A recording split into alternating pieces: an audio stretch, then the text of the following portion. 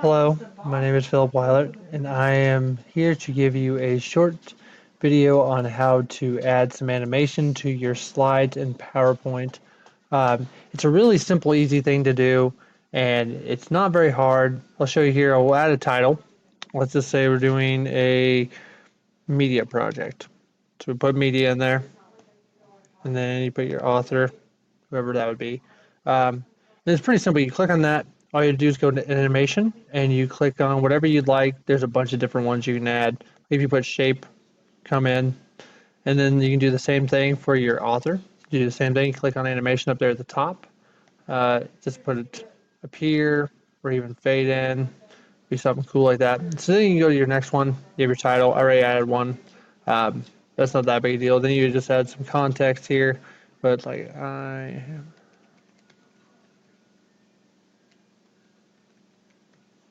Okay, so you added that, and then you can add another one. So you add, okay, so you come in here, you add your animation. It floats in, both of them will float in. So let's go to our presentation. We'll click here, and you'll click. It comes in just like you put it. Same thing with the author. Goes to your next one. The animation pops up, and then your second and third one.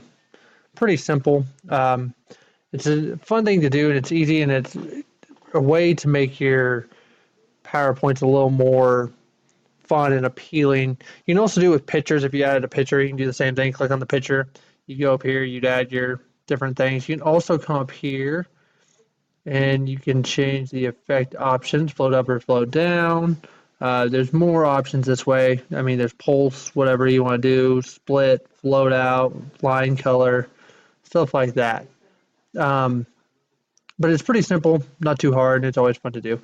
I hope someone got some advantage from this. Everybody, good luck with your stuff.